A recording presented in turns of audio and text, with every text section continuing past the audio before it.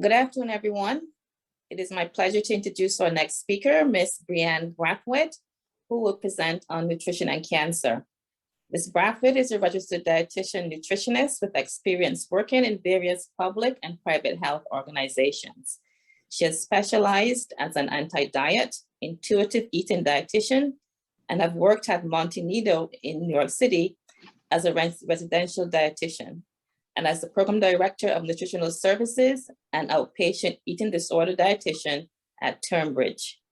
She created a nutritional program complete with nutrition education, meal support, mindfulness techniques, and motivational interviewing to help her clients create a better relationship with food. She also follows a health at every size, racially inclusive, and gender affirming model for nutrition counseling.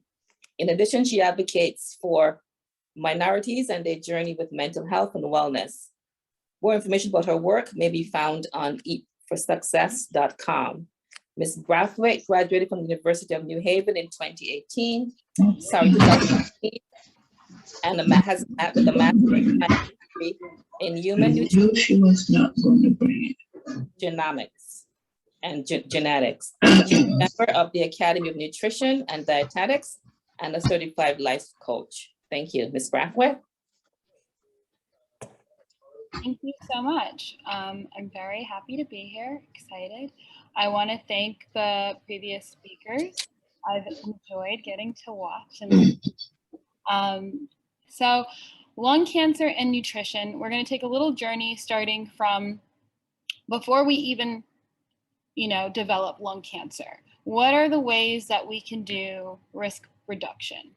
But before then, I wanted to point out a very interesting fact that I found in my research, which is about 45 to 69% of the people with lung cancer experience malnutrition, which is associated with reduced quality of life, increased symptom severity, and shorter survival rates. So this is showing us that nutrition plays a large role in the prevention, the treatment, and then also in remission. How can we best support our nourishing, healthy selves? So in terms of risk reduction, the Mediterranean diet and the dietary approaches to stop hypertension, also known as the DASH diet, were linked to a reduction in lung cancer risk by 14 to 17%. Some of the dietary preventions that are recommended would be obviously the cessation of smoking. It affects the body's ability to actually absorb a variety of vitamins and minerals that are extremely useful for our bodies and help us fight off diseases. I've heard a myth before that sugar causes cancer or lung cancer. Actually, sugar feeds all of our cells, including the healthy ones. So it is recommended that you continue to eat sources of carbohydrates and sugar. Your body does need them to function. Another dietary prevention would be trying to eat fresh fruits and vegetables, whole grains, many of which are rich in antioxidants, and can be examples would be berries, green leafy vegetables, oats, and fish. And then another thing that could be helpful is making sure you have adequate vitamin D levels. They offer significant protection against lung cancer and also other cancers. And this is a big one because most Americans are actually deficient in vitamin D. And so it's important for us to get our daily amounts, preferably from food. However, you might have to use supplements in the beginning because you might have very low vitamin D levels. I suggest talking to your doctor or nutritionist. Other preventionary methods, obviously we talked about eating a diet high in fruits and vegetables, low in red and processed meats, processed sugar to help maintain a healthy body weight and also really good blood sugar levels, as any imbalance in any of those two things also increase cancer. Trying to get your nutrients from your diet and not from supplements.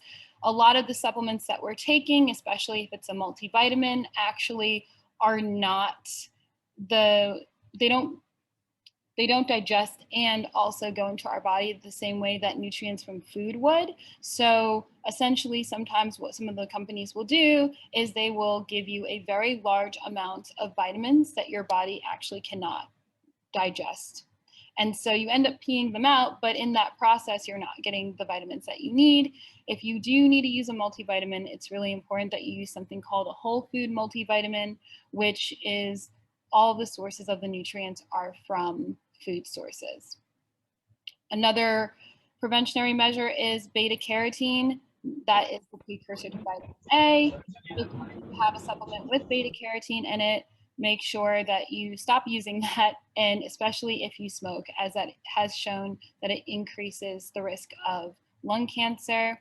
And the last one, which is trying to consume beans and other sources of protein instead of red meat, and doing that or making some simple swaps, not saying you can't have any red meat, but just trying to balance it out a little bit better, are associated with significantly lower risk of lung cancer.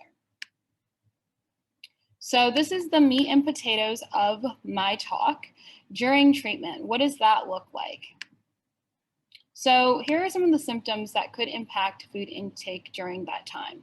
Appetite loss and weight loss, constipation, sometimes that is a side effect, trying to eat at the same time each day, make sure that your body is on a regular schedule. That does help with regularity in terms of bowel movements.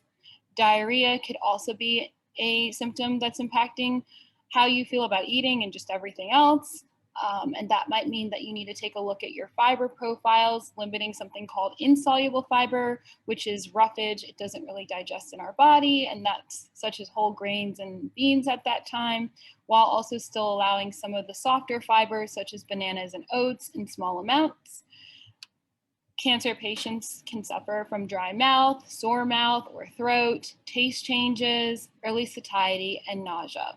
And I will go more into detail with all of these symptoms as the presentation progresses. So the main goal for a dietitian is weight and muscle maintenance. We really want to make sure that this is there. Why? Because weight loss is extremely common. It doesn't happen in all cases, but it can happen. And when it does, that's increased by the location of the tumor, surgery, radiation, chemotherapy, all of the immunotherapy medications that are prescribed, and then also preventing severe loss of muscle or sarcopenia. That's a top priority because studies have shown that 47 to 61% of patients already have sarcopenia before they even start chemotherapy. And then on top of that, it increases adverse outcomes and mortality rates with those with cancer. So it's really important to support those two goals. One of the things that I always say is in high stress situation, food is more than fuel, it's self-care. Going through cancer is extremely emotionally provoking, and it really is a challenge of mental health as well. So it's really important to at least try to find joy in the food when you can eat it and how you're having it and how it's presented, because that's one of the ways that you can bring joy to your day. So we focus on increasing protein and increasing calories. Protein obviously being an essential nutrient for healing and tissue and maintenance growth, and your body requires protein for every single muscle cell. And this generally, people who have a higher muscle mass have fewer side effects during cancer treatment and recover more quickly. And then of course, calories being the energy units, so carbohydrates and fat help to provide increased calories your body needs during treatment. It's really important. Normally during the day, we worry about, oh, I need this many calories to have all my organs work, and I need this many calories to match up with the physical activity I'm doing in a day. And now on top of that, you have to add on this new calorie requirement in order to fight cancer adequately. Some of the tips that I give in increasing protein and calories is to use something called double milk, which could be having whole milk and then mixing in powdered milk, or using nutrition supplements such as Ensure. If you have any sugar or diabetes, you would want to use something called Glucerna. And there are also other types of supplements, Orgain, the list goes on for whatever previous conditions you may have. Another thing would be making sure that you're adding more than one food group to your snack. So let's say your snack normally was crackers. Maybe we add some cheese and some nut butters to that, kind of creating snacks that are calorically dense because that's what your body needs at that time.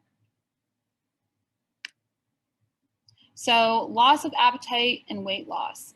This is a challenge in itself because most of the time when we're here, we're at a very large place of fatigue. And so it's going to take a lot of energy to do really anything.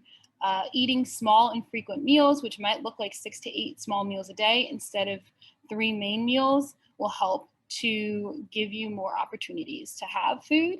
Scheduling meals with a dietitian, it's really important that you get some sort of a meal plan or meal support with a dietitian because there will be times where you don't feel hungry, and actually understanding why your body needs this food might be a motivator in itself.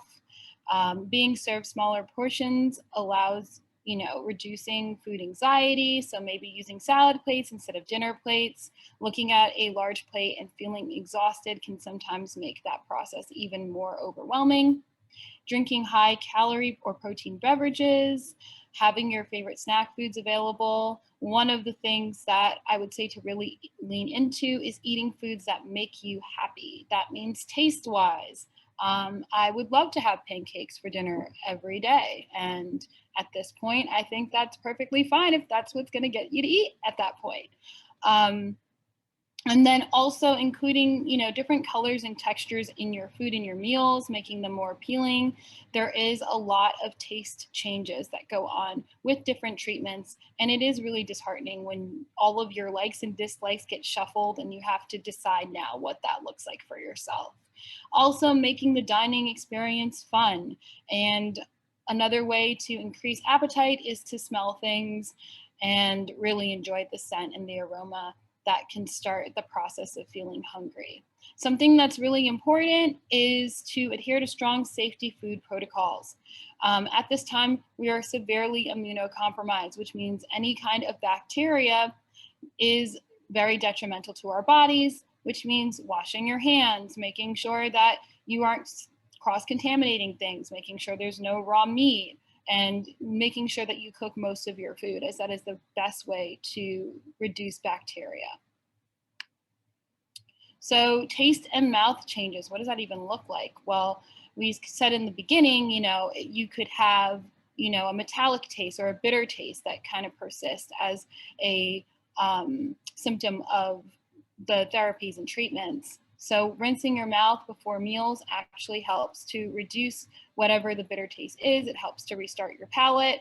Another thing is people might say, oh, I'm tasting a metallic tasting in my mouth during this time. That means that we want to get rid of all of our silverware and replace it with plasticware or plastic utensils, and try to avoid canned foods if you can, just because, aluminum cans, there is a certain amount of aluminum that leaches into food. And although it's safe, you might be more sensitive to it at that time. And then, of course, if you ever have any sore throat, dry mouth, it's really important to avoid dry, scratchy, citrus, acidic, spicy, or salty foods, trying to eat foods at a lukewarm temperature and using other foods to moisten them, as well as drinking plenty of fluids and trying to cut food into smaller pieces if swallowing is in any way impaired during this process. Something that we talked about was the small frequent meals. Some people experience early satiety, which means that they become fuller quicker. So one of the things that we recommend are to drink most of your liquids before or after meals and not during, because the primary focus is the food. And if you are to drink something outside or before a meal, trying to make something homemade where you can really try to maximize the amount of nutrients that you're getting in the food as well. Another way is to add foods that are rich in calories. For example, you could do oils, avocado, butter to your meals. And that way, when you have a more nutrient dense meal, you can actually not have to eat as much. And we know when we're fatigued and we're tired, that can sometimes seem like a chore. So that's one of the ways that we try to combat that. Another thing is body feel. We want to engage in light physical activity. It might be hard. That might even look like getting up and walking around the house at some points. If you can manage to walk outside, I think that's sometimes a treat in some cases. So it's important to at least try to stay active for whatever that looks like within the realm of possibility for you. And it also helps to encourage, food and the movement and the digestive system. So after treatment, this part is nutrition and lung cancer in remission. And so I just picked a couple of the important things to note. So during the treatment, our diets will look drastically different than what they'll look like from when we are in remission, because we will have more bodily functions back working the way that they should. And so it's at that time where you can start integrating more of the things that we talked about in the preventative measures in the beginning. So substituting whole grains for the refined grains that you may have been eating, just due to the fact that fiber might have been hard to digest. Still continuing to limit the intake of processed foods and red meat, and additionally increasing the intakes of fruits and vegetables.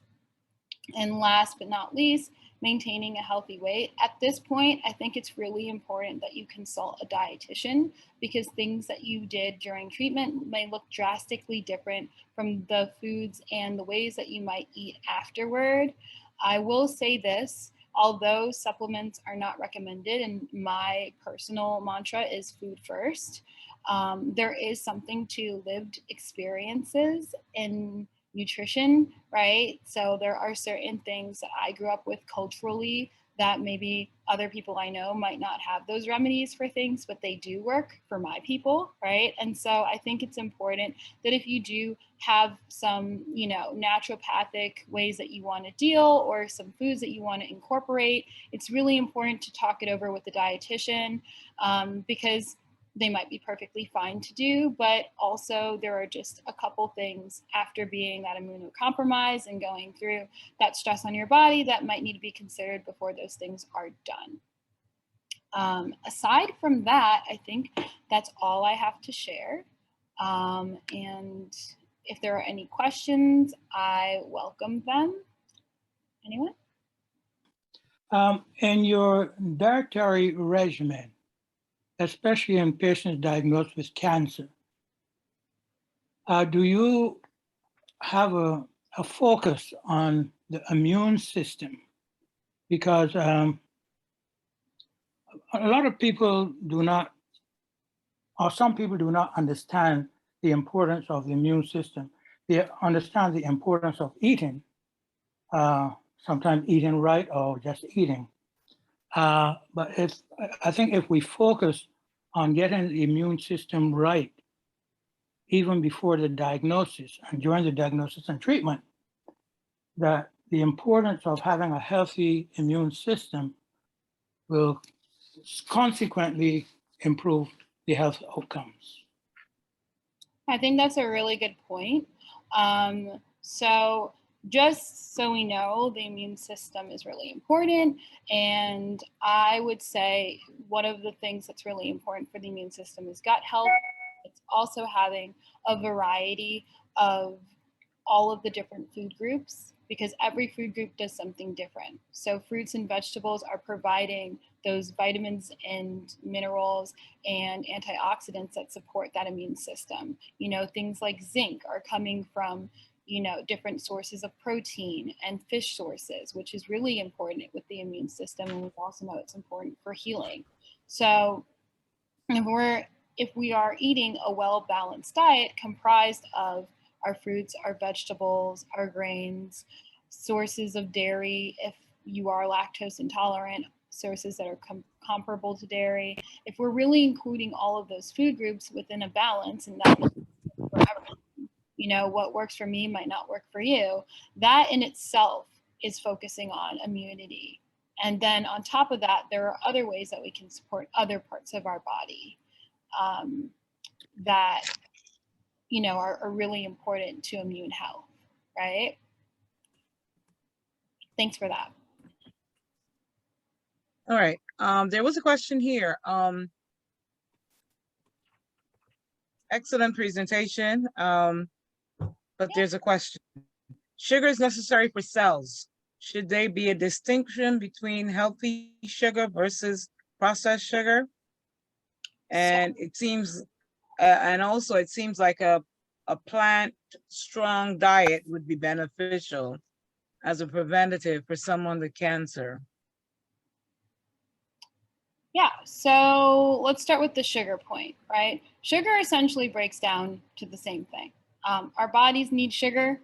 They will always need sugar. When we talk about processed sugar versus healthy sugar, what we're really talking about is how fast the sugar is breaking down in our body, right? And so, and what are we balancing? So let's say that we have a snack of Ritz crackers and some peanut butter, right? What our blood sugar levels probably look like is the increase from the, you know, the sugar, and then a slow decrease, right? And what's doing that is the fact that we have the protein to balance the sugar. But let's just say we have these Ritz crackers alone, and we have a lot of them because we might have not eaten accordingly in the day and we haven't been balancing things, right? Then we have a straight shoot up and a straight shoot down. And this action, the up and down, is what makes sugar unhealthy for us. So yes, there are sugar sources that break down more readily. For example, candy might be considered an unhealthy sugar source. However, if you're diabetic and you're having a hypoglycemic episode, a piece of candy might save your life. So I think it just comes down to, you know, how are we making sure that our sugar is stable in our body? And that is definitely something you can work on with a dietitian. In terms of the plant-based diet, yes. In terms of, I would say plant-based, meaning that you can have other things, you just want to incorporate more vegetables. And I think that's a preventative measure for a lot of chronic diseases. And so it's good to do that. I would just say that if you are in treatment and you are undergoing things, sometimes your body can't handle raw vegetables and raw fruits. So it's important to see if you can have them cooked, just to reduce that impact on the body. But yes, plant sources are always important and they should be readily available in your diet. And then, does cancer have an emotional component? Yes, the other part of it, yeah. Yeah, so of course it does. You know, like I go to the store and I'm like, oh my goodness, I left my stove on. And my mind, maybe I didn't, but when I come home, the first thing I'm doing is checking the stove. And in that hour time period, while I was freaking out about this, calling my mom, telling my friends, right? I can't rest until I know everything is okay. This is how cancer is. You can't rest until you know everything is okay.